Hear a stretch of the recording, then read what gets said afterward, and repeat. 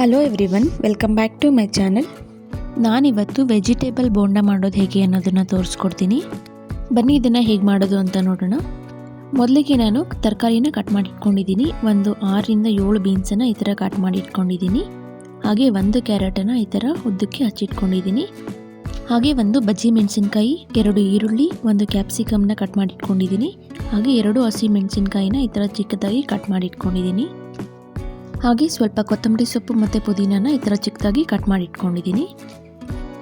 ಈಗ ನಾವು ಕಟ್ ಮಾಡಿ ಇಟ್ಕೊಂಡಿದ್ದ ತರಕಾರಿ ಮತ್ತು ಪುದೀನ ಮತ್ತು ಕೊತ್ತಂಬರಿ ಸೊಪ್ಪನ್ನು ಒಂದು ಮಿಕ್ಸಿಂಗ್ ಬೌಲ್ಗೆ ಸೇರಿಸ್ಕೊಳ್ತಾ ಇದ್ದೀನಿ.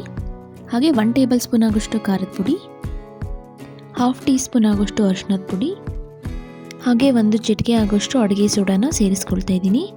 ಹಾಗೆ ರುಚಿಗೆ ತಕ್ಕಷ್ಟು 1/2 ಟೇಬಲ್ ಸ್ಪೂನ್ ಆಗೋಷ್ಟು ಸಾಲ್ಟನ್ನು ಸೇರಿಸ್ಕೊಳ್ತಾ ಇದ್ದೀನಿ. ಈಗ ಇದನ್ನು ಚೆನ್ನಾಗಿ ಮಿಕ್ಸ್ ಮಾಡ್ಕೋಬೇಕಾಗುತ್ತೆ. ಚೆನ್ನಾಗಿ ಮಿಕ್ಸ್ ಮಾಡ್ಕೊಂಡಾದ ನಂತರ ನಾನು ಕಡಲೆ ಹಿಟ್ಟನ್ನು ಸೇರಿಸ್ಕೊಳ್ತಾ ಇದ್ದೀನಿ. ನಾನಿಲ್ಲಿ 1 ಕಪ್ ಆಗೋಷ್ಟು ಸೇರಿಸ್ಕೊಳ್ತಾ ಇದ್ದೀನಿ. ನೀವು ಕನ್ಸಿಸ್ಟೆನ್ಸಿ ನೋಡಿಕೊಂಡು ಸೇರಿಸ್ಕೋಬೇಕಾಗುತ್ತೆ. ಈಗ ಕಡಲೆ ಹಿಟ್ಟೆಲ್ಲ ಚೆನ್ನಾಗಿ ಮಿಕ್ಸ್ ಆಗೋವರೆಗೂ ಚೆನ್ನಾಗಿ ಕೈಯಲ್ಲಿ ಈ ಥರ ಮಿಕ್ಸ್ ಮಾಡ್ಕೋಬೇಕಾಗುತ್ತೆ. ಈಗ ಸ್ವಲ್ಪ ನೀರನ್ನು ಸೇರಿಸ್ಕೊಂಡು ಚೆನ್ನಾಗಿ ಮಿಕ್ಸ್ ಮಾಡ್ಕೋಬೇಕಾಗುತ್ತೆ.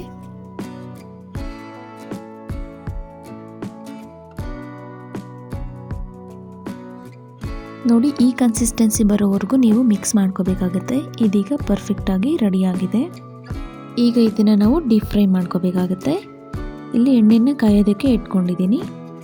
ಇದು ಕಾದ ನಂತರ ಸೇಮ್ ನಾವು ಬೋಂಡನ ಯಾವ ಥರ ಡೀಪ್ ಫ್ರೈ ಮಾಡ್ಕೊಳ್ತೀವೋ ಅದೇ ಥರ ಸ್ವಲ್ಪನೇ ಹಿಟ್ಟನ್ನು ತಗೊಂಡು ಡೀಪ್ ಫ್ರೈ ಮಾಡ್ಕೋಬೇಕಾಗುತ್ತೆ. 2 ಕಡೆ ನಾವು ನಿಧಾನಕ್ಕೆ ಡೀಪ್ ಫ್ರೈ ಮಾಡ್ಕೋಬೇಕಾಗುತ್ತೆ. ಕ್ರಿಸ್ಪಿ ಆಗೋವರೆಗೂ ನಾವು ಈ ಥರ ಡೀಪ್ ಫ್ರೈ ಮಾಡ್ಕೋಬೇಕು. ಕ್ರಿಸ್ಪಿ ಆಗಬೇಕಂದ್ರೆ ಬೋಂಡ ಯಾವತ್ತೂ ಡಬಲ್ ಡೀಪ್ ಫ್ರೈ ಮೆಥಡಲ್ಲಿ ನಾವು ಫ್ರೈ ಮಾಡ್ಕೋಬೇಕಾಗತ್ತೆ. ನೋಡಿ, ಇಲ್ಲಿ ಒಂದ್ಸಲ ಫ್ರೈ ಆಗಿದೆ. ಇದನ್ನೆಲ್ಲ ತಗೊಳ್ತಾ ಇದ್ದೀನಿ.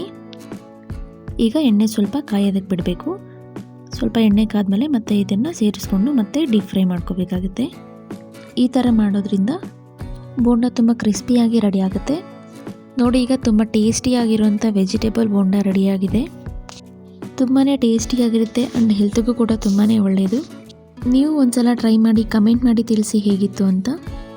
ಹಾಗೆ ಯಾರೆಲ್ಲ ನನ್ನ ಚಾನಲ್ನ ಸಬ್ಸ್ಕ್ರೈಬ್ ಮಾಡದೆ ನೋಡ್ತಿದ್ದೀರಾ, ಪ್ಲೀಸ್ ಸಬ್ಸ್ಕ್ರೈಬ್ ಮಾಡ್ಕೊಂಡು ನೋಡಿ. ವಿಡಿಯೋ ಇಷ್ಟ ಆಗಿದ್ರೆ ಲೈಕ್, ಕಮೆಂಟ್ ಆ್ಯಂಡ್ ಶೇರ್ ಮಾಡಿ. ನೆಕ್ಸ್ಟ್ ರೆಸಿಪಿ ಜೊತೆ ಸಿಗ್ತೀನಿ. ಅಲ್ಲಿವರೆಗೂ ಟೇಕ್ ಕೇರ್.